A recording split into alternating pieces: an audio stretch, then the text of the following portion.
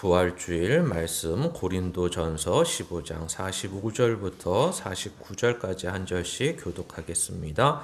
기록된 바 첫사람 아담은 생령이 되었다 함과 같이 마지막 아담은 살려주는 영이 되었나니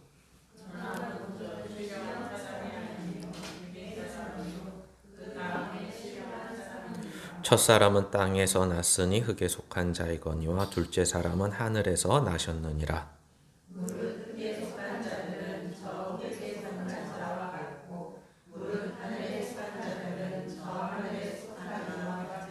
같이 읽습니다. 우리가 흙에 속한 자의 형상을 입은 것 같이 또한 하늘에 속한 이의 형상을 입으리라. 아멘.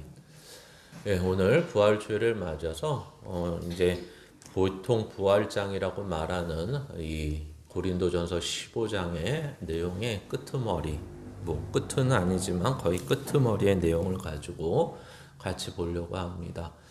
15장의 시작은 이렇게 시작을 합니다. 우리가 같이 생각해야 되는 내용이기도 하지만 부활이 없다면 이라는 것입니다.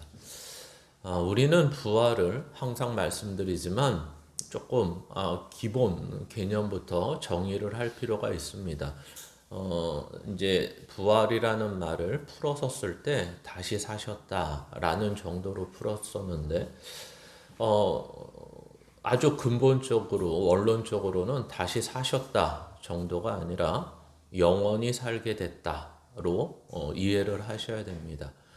그러니까 예를 들면 예수님 공생의 시절에 나사로가 죽었습니다. 근데 예수님께서 다시 살리셨습니다. 또 우리가 사도행전에 보시면 유두고라는 청년이 떨어져서 죽었습니다. 이제 사도 바울이 그를 안고 살립니다. 그러니까 다시 살린다. 그러나 우리가 알다시피 그 나사로나 그 유두고라는 청년은 다 죽었습니다. 그러니까 그것을 부활이라고 이야기하지 않습니다. 그러니까 부활이라는 것은 성경에도 다시 사셨다라는 표현을 쓰지만 그 다시 사셨다라는 표현 안에는 이제 부활이라는 것은 영원히 사는 것이다 라는 것입니다. 그러니까 어떻게 보면 부활은 영생이라는 말과 거의 유사어로 동의어로 쓸 수 있는 것이라고 생각하시면 좋을 것 같습니다. 그래서 오늘 이 15장의 시작 자체가 부활이 없다면으로 시작을 합니다. 그러니까 이 말은 무슨 말이냐면 고린도 교회 자체가 부활이라는 것은 이제 오늘 본문에서 이야기하지만 우리가 생각을 해봤는데 몸의 부활은 아닌 것 같아. 그러니까 부활이라는 게 영원히 사는데 우리의 영혼이, 우리의 영이 영원히 사는 거지 생각을 해봅시다 하면서 우리의 육신은 결국 썩어질 것이고 흙으로 돌아갈 것임을 우리는 다 아는데 이 몸이 부활을 한다면 이것은 조금 또 육신을 입어야 된다는 것은 이 시대의 철학이나 사고방식에도 좀 안 맞는 그런 내용입니다. 왜 그러냐면 육신을 입는다는 것은 죄를 같이 입고 사는 거와 똑같은 거라고 생각한 거죠.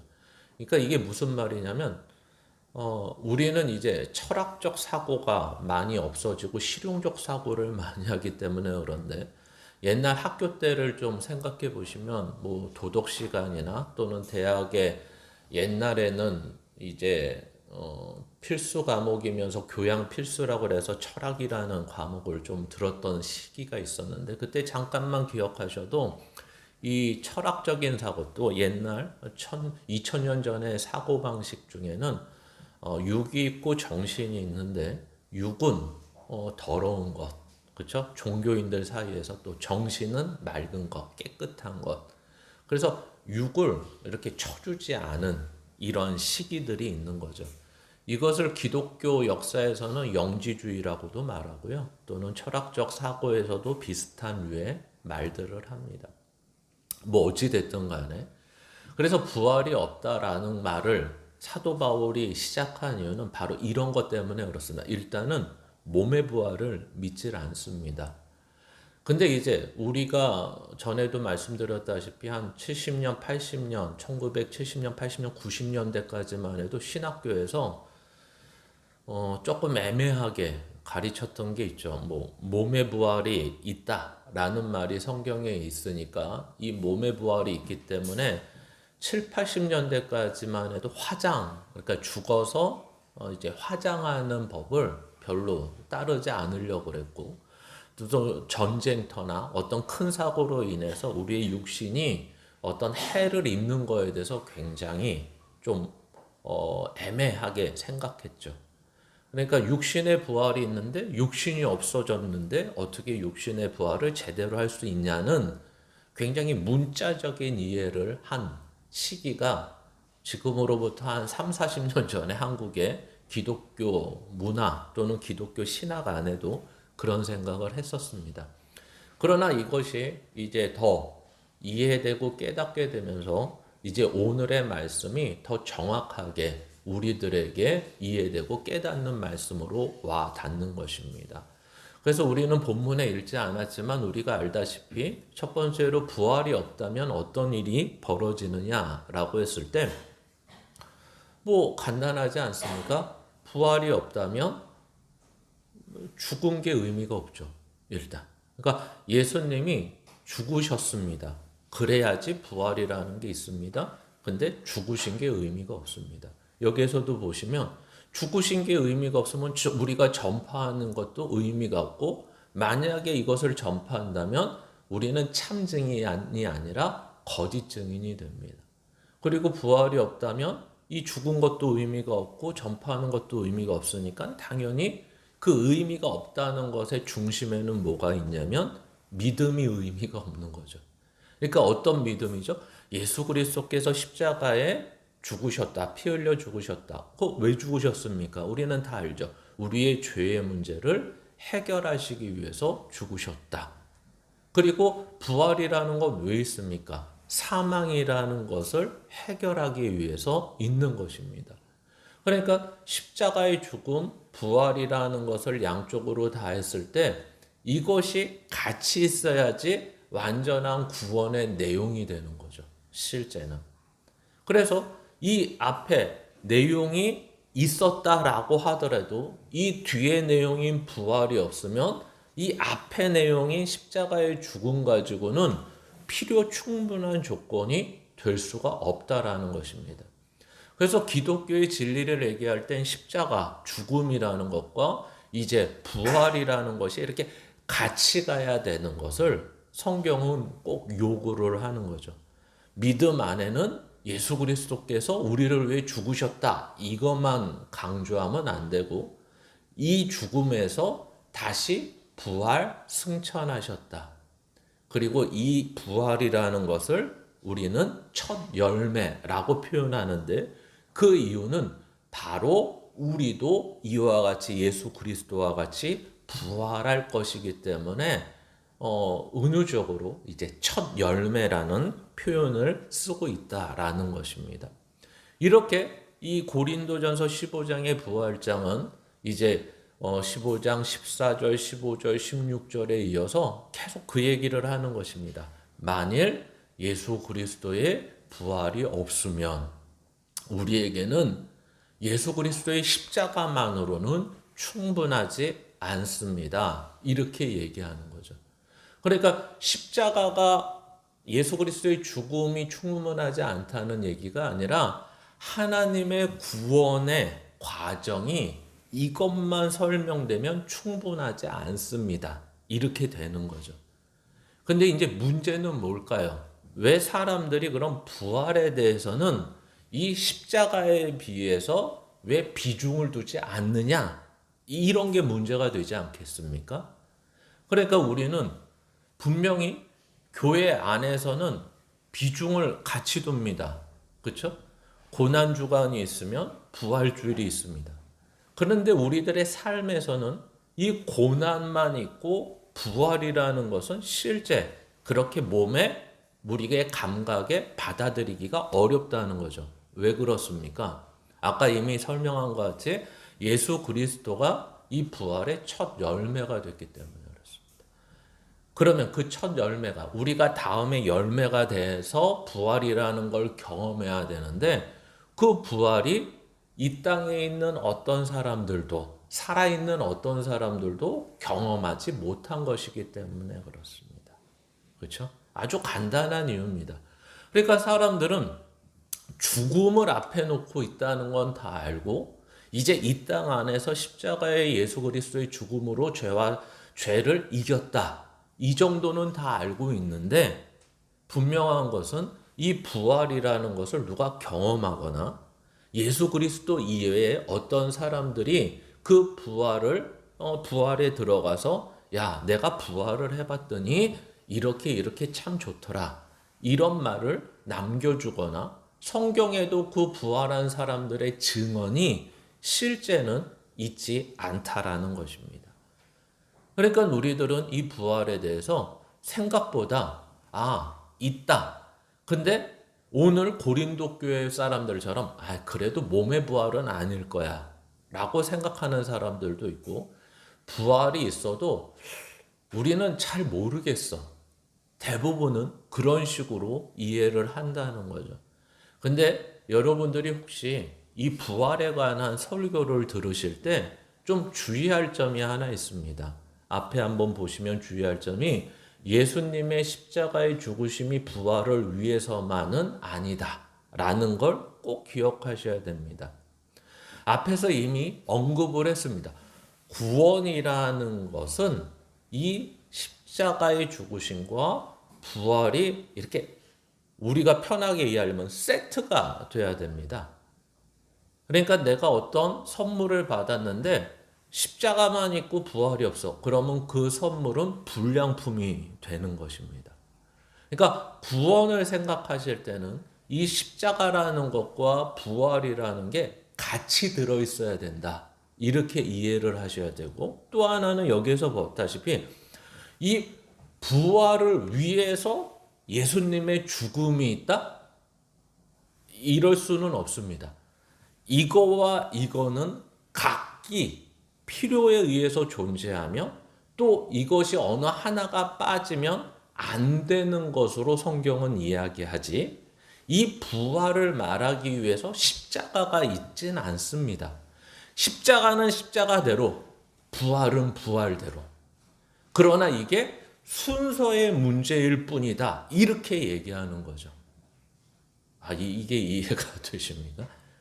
그러니까 순서에 의해서 죽음이 있어야지 부활이라는 게 있기 때문에 십자가가 있고 그 다음에 부활이 있고 마치 부활이 결론처럼 이 부활 때문에 십자가가 있는 것처럼 얘기하지만 실제는 십자가 없는 부활도 없고 부활 없는 십자가도 없다. 이렇게 이해를 하셔야 되고 또 하나는 금방 말씀드린 것처럼 이거는 그냥 순서에 관한 거다. 순서에 관한 거.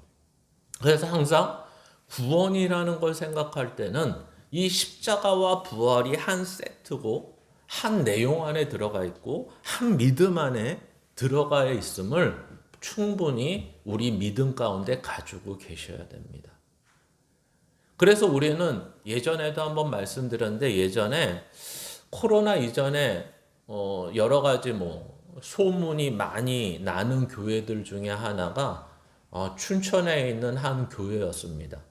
그 교회에서 왜 소문이 많이 났냐면 많은 그리스도인들이 예수를 믿어도 변화가 없고 예수를 믿어도 기쁨이 없고 예수를 믿어도 그저 그렇고 이러다가 그 춘천에 있는 한 교회를 가면 거기에 가면 변화가 있고 기쁨이 있고 이렇다는 거죠. 그래서 소문이 나서 사람들이 가면 뭘 하나 봤더니 부활신앙을 가르친다는 거예요. 그러니까 부활신앙을 안 가르쳤기 때문에 우리 삶에 변화가 없고 우리 삶에 예수를 믿어도 기쁨이 없다는 식의 내용을 가르치고 그래서 딱 이런 식으로 가르치는 거죠. 십자가만이 아니라 부활을 가르쳐야 되고 바로 부활신앙이 진정한 성령께서 우리에게 주시는 참된 신앙과 기쁨을 주는 신앙이다. 그래야지 변화를 준다. 봐라, 제자들도 부활을 맛보고 나서 변화되어 그런 삶을 살지 않았냐라는 어떤 성경적 근거를 그냥 들이미는 거죠. 그리고 사람들은 거기에 제가 볼 땐 세뇌되어서 그냥 하는 것입니다. 그래서 우리는 그런 건 없습니다. 왜 그들이 변화됐느냐? 십자가만 알다가 부활신앙을 알아서 변화된다? 이런 건 없습니다.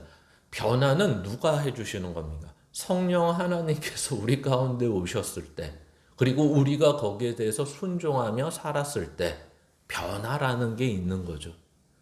그리고 하나님의 은혜가 우리 가운데 있어서 깨우침이 되고 그 깨우침이 우리의 삶에 영향을 미칠 때 참된 기쁨이 되는 것입니다. 여러분, 우리는 아무리 예수를 믿어도 우리의 육신은 기본적으로 뭐 하기를 싫어하죠? 성경이 말하는 걸 하길 싫어합니다.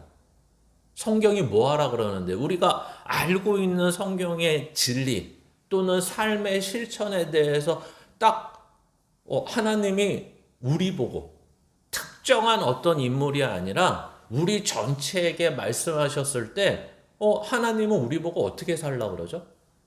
섬기며 살라 그러고 도우며 살라 그러고 은혜를 끼치며 살라 그러고 사랑하며 살라 그러고 혹시 모르시는 분 계십니까? 교회 나왔는데 이렇게 살아야 되는지 모르시는 분? 근데 왜 이렇게 안 사라질까요? 왜 섬겨지지 않고 섬김을 받으려고 그러고 대접하지 않고 대접을 받으려고 그러고 내가 헌신하고 희생하지 않고 그냥 손 안 대고 코 풀려고 그러고 왜 그럴까요? 우리의 육신이 그것을 허용하지 않습니다. 우리의 육신은 조금만 피곤하면 남을 위할까요? 나를 위할까요? 금방 육신은 본능적으로 조금만 피곤하면 다른 사람, 사랑하는 사람이 됐든 누가 됐든 남을 위하지 않고요. 나를 위하게 돼 있습니다. 구조상. 그래서 성경은 이걸 어떻게 하라 그러죠? 쳐서 복종시켜라. 이렇게 얘기하는 것입니다. 그러니까 우리가 왜 신앙생활을 하고 십자가의 신앙이 있던 부활의 신앙이 있던 이 신앙이 무엇을 가져다 주는 것은 아닙니다. 우리는 이러한 십자가와 부활이 바로 구원에 대한 과정과 세트이며 이런 것을 알았을 때 우리는 좀 더 나를 쳐서 복종시켜야 되는 분명한 이유를 알아가야 될 이유가 오늘 본문 가운데 있기 때문에 이렇게 말씀을 전하는 것입니다. 그래서 오늘 본문은 여러 가지로 설명을 합니다. 근데 간단히 얘기하면 이런 얘기죠. 앞에 보시면 하나님의 형상의 회복이라는 것입니다. 구원이라는 것 또는 부활이라는 것. 그래서 제목을 보시면 몸의 부활은 구원의 완성이라고 말하는 것입니다.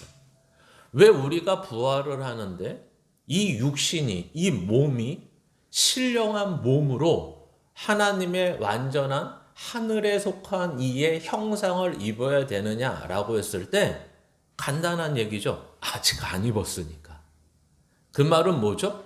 십자가라는 것을 통해서 예수 그리스도께서 우리의 죄 문제를 해결해 주셨다 그래서 우리가 완전하게 구원의 완성까지 이루어진 건 아니다. 이 얘기를 하는 것입니다. 그러나 오해하지 마시기 바랍니다. 완성되지 않았다 그래서 천국에 가는 데 있어서 문제가 있다. 이 얘기를 하는 건 아닙니다. 이 구원에는 뭐가 있냐면 나중에 설명을 더 하겠지만 시작이 있다는 의미에서 말하는 겁니다. 그러니까 우리가 여기에서 오늘 본문에서 얘기하는 아담의 생명, 근데 그 아담의 생명을 뭐라고 얘기하냐면 육의 사람이라고 얘기하는 거죠. 그것을 우리가 잘 아는 표현으로는 자연인이라고 표현하는 것입니다. 그래서 성경은 이 아담의 생명, 아담의 육신을 가지고 있는 우리들을 뭐라고 설명하는 걸까요? 아직도 육신의 죄 가운데 살고 있는 우리의 몸을 설명하는 것입니다. 그래서 우리의 몸은 죄 가운데 있는 몸, 깨끗하지 않은 몸은 어떤 특징을 가지고 있느냐? 하나님을 싫어하고 하나님을 거부하고 하나님의 뜻에 따라 사는 것을 힘들어하는 몸을 말을 하는 것입니다. 그러니까 우리는 항상 말씀드렸다시피 예수 그리스도의 십자가로 인해서 구원을 받았다는 것은 우리가 보통 얘기할 때 칭의를 받았다 이렇게 얘기하는 거죠. 이제 신분과 소속이 바뀌었다 이렇게 되는 것입니다. 신분으로 의인이 됐다. 소속은 이제 하나님 나라의 백성이 됐다. 시민권을 가졌다. 이렇게 되는 거고, 이제 칭의를 받은 자들이 시작해가지고 그 과정인 성화의 과정, 거룩하게 되는 과정을 걷는 것이 바로 이 땅에서 이루어져야 되는 것을 말하는 것입니다. 그래서 아까도 말씀드렸다시피 십자가와 부활이라는 것은 어느 게 더 중요하냐의 문제가 아니라 순서의 문제였다 이렇게 설명하는 게 오늘 본문이 설명하는 것입니다. 너희는 아무리 십자가로 인해서 죄의 문제를 해결받았다 그래도 이것은 아직 완성된 게 아니다. 아직 육의 사람이다. 너희 육신은 이 땅에 있고 너희 육신에 갇혀 있는 한 너희는 죄와 싸울 수밖에 없다. 그런데 이제 하늘에 속하신 분이 누굴까요? 예수 그리스도. 그는 애초부터 하늘에서 나신 분이다. 그 하늘에서 나신 분이 하늘에 속한 형상의 몸을 우리 가운데 덧입혀 주실 것이다. 이것이 부활이다. 이것을 육의 사람이 신령한 사람으로 덧입어진다. 또는 49절의 마지막 얘기처럼 하늘에 속한 이의 형상을 입는다. 이렇게 설명하는 거다. 그래서 그것을 뭐라고 얘기하냐면 완성이라고 얘기한다.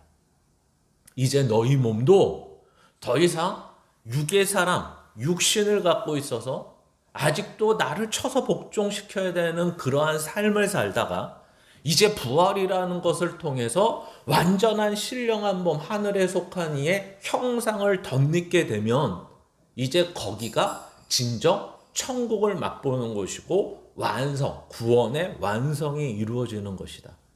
그러면 이러한 완성이 뭘 의미합니까? 더 이상 죄가, 더 이상 사망이 우리를 유혹하거나 미혹하는 것이 없는 것을 말을 하고, 긍정적으로 표현할 때는 이제는 예수 그리스도께서 하나님의 뜻에 따라 살며 하나님의 뜻에 따라 사는 것을 참된 기쁨으로 알며 그러한 삶을, 예수 그리스도께서 우리에게 보여주신 삶을 우리는 더 이상 갈등이나 충돌 없이 살 수 있는 완전한 몸과 완전한 전 인격을 가진 인생을 살게 되는 것을 말을 한다.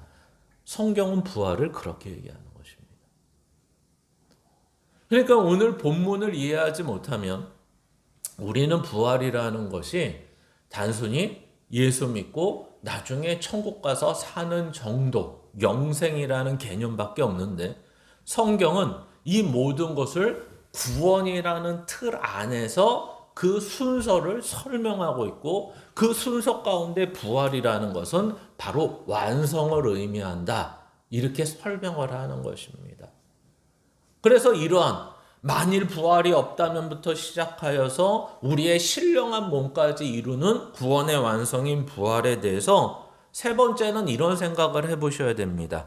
부활이 있음을 믿는다는 것은 어떤 것인가? 라는 거죠. 그래서 부활을 믿는다는 것은 다시 우리가 처음으로 들어가서 십자가와 부활이 무엇인지를 깨닫는 것입니다. 그래서 우리는 이게 순서인데 십자가는 시작이구나. 우리가 이제 구원을 받았고 구원을 받았다는 것을 하나님이 은혜로 말미암아 해주셔서 이제는 그 구원받은 것을 알고 아까 이미 언급한 대로 신분과 소속이 바뀌었다는 걸 알게 하는 것, 그렇게 덧입게 하는 것을 바로 말을 하고 있고, 이제 부활이라는 것은 금방 앞에서 설명드렸다시피 이제 우리의 완전한 몸까지 하나님의 신령한 몸, 하나님의 형상의 회복을 통해서 완성하는 거구나. 이걸 아는 것입니다. 그래서 우리가 잘 알고 있는 표현으로 우리는 구원을 받았습니다. 근데 그것을 앞에 뭐라고 써야 될까요? 이미 받았습니다. 그렇죠? 이제 우리는 이미 구원을 받았습니다. 어떻게 해요? 부활이 없는데도 십자가로요. 부활이 없는데 아까 이미 앞에서 구원이라는 세트는 십자가와 부활이라는 걸로 돼 있는데 이 십자가와 부활 가운데 부활이 아직 우리한테 주어지지 않았는데도 우리는 십자가라는 것을 통해서 이미 구원을 받았다라고 성경은 이야기합니다. 그래서 아까 말씀드렸다시피 이미 받았기 때문에 우리의 육신이 아직 죄 가운데 있고 우리가 하나님을 아직도 싫어하는 부분이 있고 하나님의 뜻에 따라서 살아가지 못하는 부분이 있어도 우리의 구원에 대해서 시작이 되었기 때문에 우리의 구원이 취소되거나 포기되지 않는다. 이걸 이해하셔야 됩니다. 그런데 뭐가 아직 안 됐죠? 우리의 몸이 육의 사람이지 아직 신령한 몸으로 하나님의 형상을 입은 자로 회복되진 아직 않았다. 언제 회복됩니까? 부활하는 그날에. 그것을 다시 말하면 예수 그리스도가 재림하는 그때에. 또는 우리식으로 부정적으로 표현하면 종말의 마지막 날에. 말세 지 말이 되면 이제 우리 가운데 이것이 실현될 것입니다. 그래서 그 실현된다는 것은 더 이상 죄 가운데 갈등하거나 충돌하지 않고 이제 하나님의 뜻을, 하나님의 마음을 하나님과 함께 하는 것을 기쁨과 감사함으로 살아가는 모든 인생이 되는 것. 이것이 바로 부활이 우리 가운데 가져다 주는 것입니다. 그래서 부활을 믿는다는 것은 바로 나는 이제 믿는 자로 하나님의 자녀로 이제 의인이 되어서 천국의 소망을 두고 살 수 있는 자가 됐어. 그리고 이제 살아가면 마지막 날에 하나님께서 예수 그리스도를 보내셔서 우리를 심판하시며 부활의 자리로 이끄실 텐데 그 부활의 자리에 가면 더 이상 이러한 것이 없어. 그것을 계시록식으로 설명하면 이러는 거죠. 더 이상 고통이 없어. 더 이상 슬픔이 없어. 더 이상 애통하는 것이 없어. 왜 그럴까요? 그것은 단순히 세상이 이제 슬퍼할 것과 고통을 받을 것과 애통할 것이 없어져서의 정도가 아니라 바로 우리 몸이 더 이상 거기에 대해서 영향을 받지 않는 자리까지 인도함을 받고 완성되기 때문에 그렇다라는 것입니다. 더 이상 우리는 완성된 자로서는 더 이상 세상의 영향을 받지 않는 옮겨짐을 받은 자, 완전한 몸을 입고 완전한 인격체를 가지고 전인격적인 하나님을 닮은 자로서 살아가게 되는 것. 이것이 바로 부활이 우리에게 주는 메시지인 것입니다. 그래서 부활을 믿는다는 것은 이런 건데 마지막으로 그러면 부활을 네 번째를 보시면 돌려주셔야죠. 부활을 믿는 자의 삶은 어떤 것이냐 그래서 아까 서두에서도 이렇게 말씀을 드렸죠. 우리는 예수 그리스도를 믿습니다. 십자가를 믿습니다. 이럴 때는 뭐가 생기죠? 우리에게 감각이 생깁니다. 그렇죠? 어떤 감각이 생기죠? 우리에게 바로 하나님을 알게 되는 거죠. 그리고 죄에 대해서 민감해지기 시작합니다. 그래서 우리는 이 구원이 시작되었다라는 것을 알게 되는 것입니다. 그런데 문제는 뭐죠? 십자가를 믿는 자의 삶은 어떠냐라고 했다면 금방 지금 드린 말씀이 맞는 말인데 문제는 질문이 뭡니까? 부활을 믿는 자의 삶은 어때야 되느냐라는 것입니다. 그러니까 참 어렵죠. 왜 어렵죠? 이미 언급한 대로 십자가는 경험한 것, 십자가는 우리가 아는 것, 우리가 감각하는 것인데 이 부활은 예수 그리스도가 아닌 이상 그 누구도 감각하거나 경험한 것이 아니라는 것입니다. 그래서 우리가 성경에서 왜 이 부활에 대해서 그러면 어떤 마음을 가져야 되는지 이렇게 설명을 합니다. 앞에 보시면 빌립보서의 말씀을 같이 읽겠습니다. 함께 읽습니다. 시작. 우리의 시민권은 하늘에 있는지라.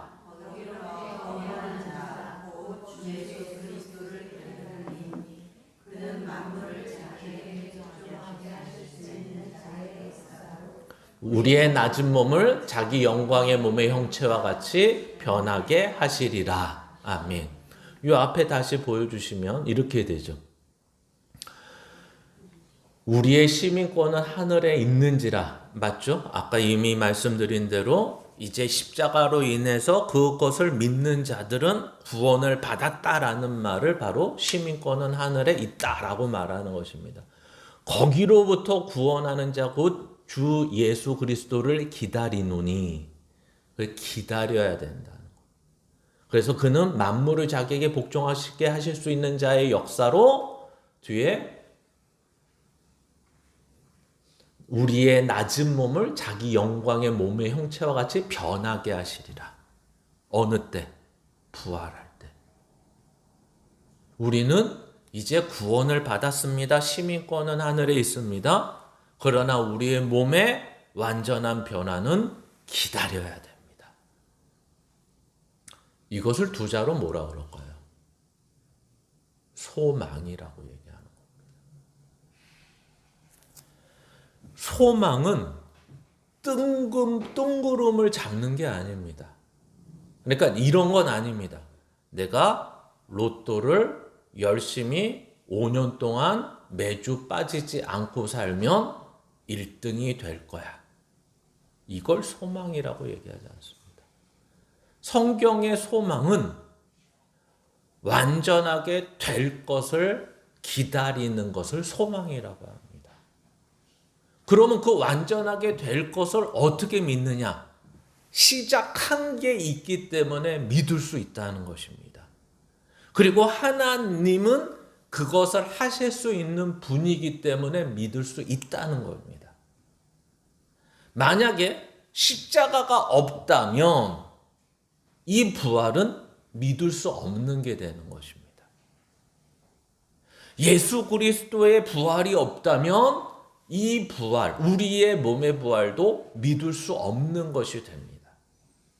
그런데 성경은 이게 믿을 수 있는 기다림이 되는 이유는, 우리에게 소망이 되는 이유는 바로 예수 그리스도께서 그렇게 하셨고 그것을 하나님이 이루시겠다 하시고 그것을 시작하신 분이 하나님이라는 것으로, 야, 이거는 믿을 수 있는 거야. 그것을 기다리면 되는 거야. 그게 우리의 소망인 거야. 이렇게 되는 것입니다. 이거는 그럼 하나님이 약속한 것이고, 그럼 우리는 이게 소망이 되려면 어떻게 돼야 될까요? 끊임없는 갈등과 충돌이 있어야겠죠.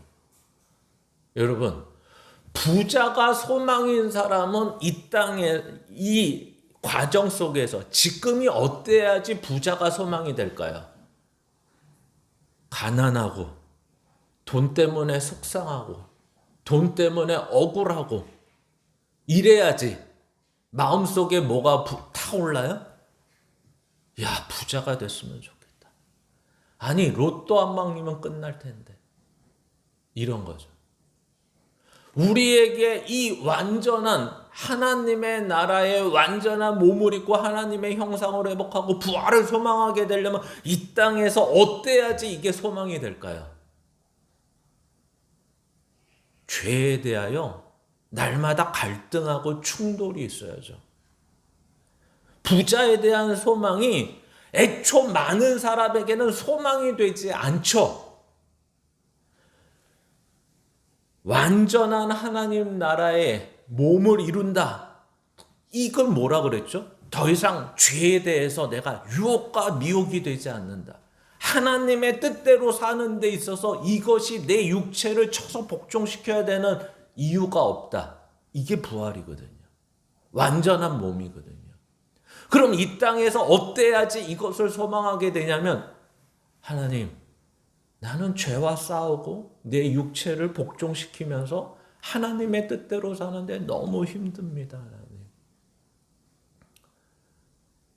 이것에 대한 갈등과 충돌이 있고 이것에 대한 기도가 있을 때 우리는 이렇게 되는 거죠. 하나님, 전 진짜 빨리 부활을 맛보았으면 좋겠습니다. 하나님의 구원이 완전히 빨리 이루어졌으면 좋겠습니다. 이것을 우리가 잘 아는 표현으로 하면 뭘까요? 주여 어서 오시옵소서. 이게 되는 것입니다. 그렇죠? 근데 우리는 이런 싸움이 없고 이런 갈등이 없고 이런 충돌이 없어요. 이러면 주여 어서 오시옵소서가 안 되죠. 계속해서 주는 언제 오시든지 상관이 없는데 자꾸만 나에게 갈등을 일으키는 것, 나에게 충돌을 일으키는 것, 나를 힘들게 하는 것을 제발 이 땅에서 해결해 달라고 하는 거죠. 우리에게 부활이 없다면이 아무 소용이 없어지는 것입니다. 그렇죠? 아무도 부활을 소망하지 않습니다.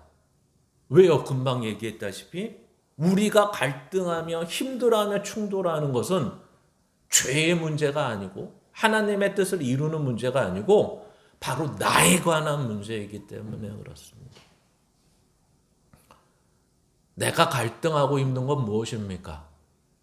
관계입니까? 행복을 바랬는데 행복이 없습니까? 건강을 바랬는데 건강이 없습니까? 돈을 바랬는데 돈이 없습니까? 소원을 이루었으면 좋겠는데 소원이 안 이루어집니까? 자아실현이 안 됩니까? 성공이 안 됩니까? 사는 게 지긋지긋합니까? 그 지긋지긋한 이유가 죄 때문입니까? 아니면 내가 원하는 대로 안 돼서입니까? 그러니까 우리가 구원을 받아서 시작했는데 그 시작의 과정이 이제 소망이라는 데로 가야 되는데 그 소망의 내용이 아직도 이 땅의 것이라면 우리는 이 부활이 소망이 안 되는 거죠. 이게 바로 우리가 기다려야 되는 그 기다림이 소망이 돼야 되는데 소망이 되지 않는 이유일 것입니다. 그래서 이것을 기다려야 된다는 것은 로마서에서도 또 얘기합니다. 우리 같이 읽습니다. 우리 곧 성령의 처음 익은 열매를 받은 우리까지도 속으로 탄식하여 양자될 것 곧 우리 몸의 속량을 기다리느니라. 아멘. 이게 아멘이 되죠. 내용을 설명하면 아멘이 되셔야 됩니다. 금방 설명한 겁니다. 우리 곧 성령이 처음 익은 열매를 받은 우리까지도 이제 성령으로 말미암아 구원을 받아서 시작된 우리라는 표현을 이렇게 얘기하는 것입니다. 그리고 우리까지도 속으로 탄식합니다. 아유, 빨리 이 죄의 문제가 해결됐으면 좋겠다. 이 죄의 문제가 갈등이 안 됐으면 좋겠다. 이제는 하나님의 뜻대로 사는 게 충돌이 없었으면 좋겠다. 내 안에서는 세상을 향해 살고 또 내 안에 있는 하나님의 영은 또 하나님의 뜻대로 살라고 하는데 내 육체를 쳐서 복종시켜야 되는데 너무 힘들다. 이게 바로 양자될 것이라고 말합니다. 성경의 번역은 양자될 것이라고 말하지만 저기의 원뜻은 완전한 몸을 이룰 것을 이라는 말입니다. 그래서 곧 우리 몸의 속량, 우리 몸의 죄의 문제를 완전히 해결해 주시는 부활을 기다리는 거다. 이게 우리의 소망이 돼야 된다. 이렇게 얘기합니다. 그러니까 부활주의를 100번, 200번 지내는 것도 중요하지만 그 중요한 과정 속에 우리의 삶의 내용이 어때야 됩니까? 이 부활주의를 맞을 때마다 우리는 먼저 나에게 이러한 소망이 있는가를 생각해 보셔야 됩니다. 야, 오늘 부활에 대해서 알고 있었지만 또는 모르는 분들은 처음 듣는 거지만 부활이 이런 거야? 그러면 나는 진짜 믿고 있네? 소망을 가져야 되겠네. 이런 생각이 들어야 된다는 거죠. 야, 부활을 하면 내 모든 것이 완전해진다고? 뭐에 대해서? 죄와 사망에 대해서. 내 욕심과 내 자아에 대해서. 자기를 부인하고 자기 십자가를 지고 가는 것에 대해서 더 이상 충돌이 없네. 이젠 갈등이 없네. 얼마나 좋을까? 이것이 소망이 돼야 된다라는 것이 오늘 성경이 우리에게 이야기하는 거죠. 질문을 안 하려고 합니다. 뭐 어떤 점은 소망이 되십니까? 이렇게. 어렵죠. 왜 어렵냐면 못 알아들어서가 아니라 우리가 원하는 것이 이 땅에서 이런 생각을 하는 거예요. 우리는. 그래, 구원받았어? 그러면 우리는 양다리 걸치는 거 좋아하고 두 개 다 먹는 거 좋아하고 짬짜면을 좋아하고 뭐 이런 겁니다. 그렇죠? 어느 날부터 중국집에 가면 짜장면을 먹을까 짬뽕을 먹을까 갈등해야 되는데 어느 때부터인가 메뉴가 딱 나와요. 짬짜면. 갈등 없이 먹을 수 있어요. 오늘 우리의 신앙이 그런 것 같아요. 그래, 예수 믿으면 이 땅에서도 잘 되고 예수 믿으면 저기 가서도 잘 되고 양쪽으로 다 잘 되고 다 잘 먹고 잘 살고 이게 우리가 원하는 인생인데 성경은 구조적으로 그렇게 될 수가 없다라고 말을 합니다. 왜? 이 땅의 육신은 아직 하나님을 싫어하고 거부하는 육신을 입고 있고 이 세상은 아직 죄가 있고 죄가 다스리는 세상이기 때문에 구조적으로 이게 완전하게 되려면 어떻게 해야 되냐면 나도 하나님의 사람으로 완전한 몸을 입고 변화돼야 되고 그리고 이 땅도 이 세상도 새하늘과 새 땅이 되고 천국이 될 때에만 이게 구조적으로 맞아떨어진다는 것입니다. 근데 하나님의 구원은 우리를 시작으로 하지 세상은 시작하지도 않았다 이렇게 얘기하는 거죠. 근데 우리는 이 구원을 받으면 어떤 구원을 원하냐면 세상도 빨리 구원해 주는 구원을 원한다는 거예요. 근데 성경은 하나님은 애초 구원의 계획이 우리 인간으로 시작을 하지. 그리고 이 세상은 바꾸고 회복시키는 세상이 아니라 새 하늘과 새 땅을 주는 갈아 끼우는 구원을 하신다. 이렇게 말하는 것입니다. 그래서 우리는 세상과 다르다.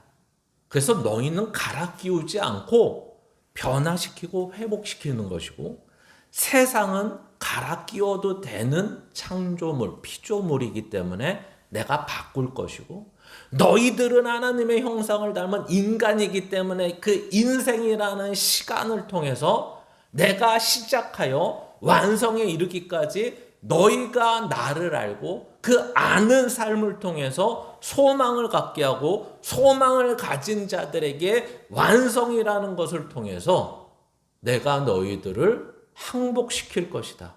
이렇게 성경은 얘기하는 것입니다. 그래서 네 번째 화면으로 다시 돌아가시면 이렇게 되는 거죠. 부활을 믿는 자의 삶은 하나님의 뜻과 소망을 간직한 자다. 그래서 나그네라는 우리의 모습들, 또 시민권을 가진 모습들, 어디서요? 이 땅에서는 그렇게 살아야 된다는 거죠. 그러면 이 말이 무슨 말일까요? 나그네와 시민권이라는 말이 이 땅 가운데서 우리의 모습이라면 더 이상 이 땅에는 소망을 두지 않는다는 뜻이에요. 그렇죠? 여러분, 내가 어떤 데를 지나가는 곳이고 내가 어떤 데를 여행하는 곳이고 그리고 내가 살 곳은 다른 데 있고 이러면 어떻게 하실 겁니까? 아주 단순하게 얘기하면 이런 거죠. 여러분들이 소위 여행을 좋아하시는 분들은 여행을 좋아하는 이유가 무엇입니까? 거기서는 내가 일하는 곳이 아니기 때문에 그렇습니다. 거기서는 내가 책임지고 살아야 되는 곳이 아니기 때문에 그렇습니다. 코로나 전에 한번 목사님들 노회에서 여행을 이제 수련회 겸 여행을 대마도라는 데를 딱 갔더니 뭐 시간이 좀 남는 시간이 있어서 집사람하고 이렇게 골목골목을 다녀봤어요. 그랬더니 골목에 한국어가 써 있어요. 뭐라고 써 있을까요? 쓰레기를 버리지 마세요. 일본 골목에 쓰레기를 버리지 마세요. 아니, 한국 사람이 쓰레기를 버린단 말이야? 왜 버릴까요? 내가 사는 곳이 아니고 지나치는 곳이기 때문에. 근데 거기에서 일본 사람들이 굳이 한국어로 쓰레기를 버리지 마세요라고 쓴 이유는 뭘까요? 거긴 내가 사는 곳이기 때문에. 다르죠? 입장이 다릅니다. 입장이 다르. 여러분은 이 땅을 살면서 어떤 세상입니까? 마치 쓰레기를 버리지 마세요라고 써 있는 사람입니까? 아니면 쓰레기를 버리는 여행자이십니까? 되게 재밌는 거는 성경은 나그네지만 이 땅의 나그네 여행자로서 쓰레기를 버리는 인생을 살지 말고 쓰레기를 버리지 않는 책임 있는 인생을 사는 나그네로 사십시오. 이렇게 얘기하는 거예요. 그러니까 더 어렵죠. 실제는. 금방 예화로 들었을 때 야 쓰레기 버려도 되나 이랬는데 성경은 야 너가 여행객이야? 너가 나그네야? 그러나 이 땅 가운데 피해를 주면 안 돼. 이 땅 가운데 나그네며 이 땅의 전부가 아니라는 걸 알지만 너는 여행자로 살면 안 돼. 마치 이 땅에 있는 사람처럼 이 땅의 주인처럼 이 땅을 관리하는 자로 살아. 그러나 여기서 나그네란 이런 겁니다. 소망을 두지 마. 이 땅에 소망을 두지 마. 그게 너의 인생을 갉아먹고 그게 너의 영혼을 갉아먹어. 이렇게 얘기하는 겁니다. 그러니까 우리는 이 소망이라는 말 가운데 이렇게 얘기하는 거죠. 지금을 살지만 내세를 마음에 두고 살아. 이렇게 얘기하는 것입니다. 그래서 우리는 직접적으로 이렇게 표현할 수 있을 것 같습니다. 야, 이 땅에서 너 마음대로, 너 소원대로, 너 욕심대로 살지 마라. 또 이 말을 이렇게 생각할 수 있을 겁니다. 이 땅에서 하나님 믿는다고 보상을 바라지 마라. 그러면 아무것도 안 주시나? 만약에 이 땅의 것으로 주시면 그것은 너가 책임질 게 많다는 거야. 이게 청직이라는 거죠. 그러니까 요즘에 트럼프가 이제 미국 정권을 대통령이 돼서 하자마자 하는 게 뭐죠? 야, 우리가 이제 다른 나라에 너무 손해보면서 살았다. 그래서 다 관세를 동일하게 아니면 더 우리가 이때까지 손해본 것까지 다 매기겠다. 아주 단순하게 얘기하면 그거 아닙니까? 그래서 전 세계가 난리가 났고 우리나라도 아주 난리가 났습니다. 그렇죠. 그래서 어떤 목사님들이 얘기하죠. 야, 이제 미국은 큰일 났다. 하나님이 미국에 그렇게 세상적인 복을 주신 이유가 바로 다른 후진국들, 어려운 나라들, 어려운 곳을 돕고 함께 살라고 주신 건데 저렇게 자기를 위해서 살겠다고 그것도 보수적인 기독교인이라는 트럼프가 저렇게 살겠다고 하는 것은 망하는 길이다. 이런 말을 합니다. 저는 그 말에 동의를 합니다. 하나님이 우리에게 보상으로 주시는 게 아닙니다. 세상적 복은. 책임지고 청지기적 역할을 감당하라고 주는 거죠. 그래서 항상 말씀드리지 않습니까? 믿는 자가 세상의 것을 많이 갖는다는 것은 굉장히 더 힘든 일입니다. 그렇죠? 그래서 잠언서 아굴의 기도처럼 가난하게도 마옵시고 부하게도 마옵소서가 가장 어떻게 보면 인간적인 기도 같습니다. 그렇죠? 많아서 이것을 어떻게 책임 가지고 나눠 써야 되지? 없어서 이거 하루하루를 어떻게 꾸면서 살아야 되지? 그래서 하나님 앞에서 하나님 믿는 자가 꾸어서 살면 세상 앞에 창피할 것 같고 부하면 내가 망하는 길로 갈 것 같고 그래서 가난하게도 마옵시고 부하게도 마옵시고 이게 아굴의 기도인 것입니다. 이게 우리의 기도가 되어야 되지 않겠습니까? 아니면 많이 갖고 싶으시면 세상이니까 하나님으로 달라 그러십시오. 그리고 그것을 책임 있게 쓰겠다고 다짐하십시오. 그러면 하나님이 주실 겁니다. 아멘을 안 하시네요. 예. 그러나 오늘 하나님은 우리 보고 뭐라고 하죠? 야, 너는 지금 가는 길이야. 지나가는 길이라고. 왜 지나가는 길에서? 그래서 우리는 가끔 여행지에 가면 이렇게 식당에서, 저번 때도 베트남 갔을 때 식당에서 이렇게 엄마, 사위, 딸, 아들 이렇게 딱 앉아서 밥을 먹어요. 제 귀에는 왜 이렇게 잘 들리는지 모르겠어요. 그 사람들의 이렇게 얘기가. 엄마가 이것저것 많이 샀어. 그러니까 딸이 옆에 사위가 있는데도 이제 자기 남편이 있는데도 엄마한테 제발 뭐 좀 사지 말라 그러고 왜 쓸데없는 걸 또 샀냐 그러고 왜 먹지도 않았는데 또 시켰냐 그러고 계속 뭐라 그러는 거예요. 그랬더니 엄마가 아주 당당하게 한마디 했습니다. 뭐라고 했을까요? 여행은 돈 쓰러 오는 거야. 우와, 이거죠. 여행은 돈 쓰러 오는 거야. 우리가 이 땅 가운데서 사는 데 있어서 이런 보상을 원한다. 우리는 그러면 이 땅이 소망이 됩니다. 그러나 오늘 성경은 나그네 같은 인생, 시민권은 하늘에 있다. 지금을 하나님의 사람으로 살지만 우리의 보상은 어디 있음을 알아라는 거예요. 소망 가운데. 저기 있음을 알아라. 이게 영원이라는 것이고 내세라는 것입니다.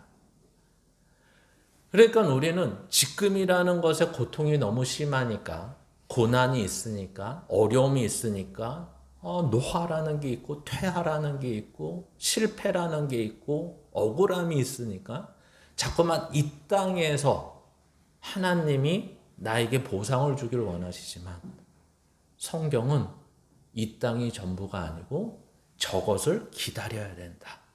부활을 기다려야 된다. 이렇게 설명하는 것입니다.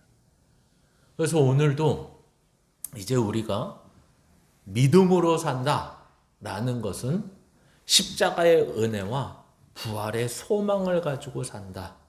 이것을 기억하시고 우리가 믿음으로 산다라는 것은 그 소망 가운데 이 땅에서 하나님의 사람으로 살 때만 이 소망이 진정한 소망이 되고 기다림이 된다는 것을 잊지 않는 저와 여러분이 되시기를 주님의 이름으로 축원합니다.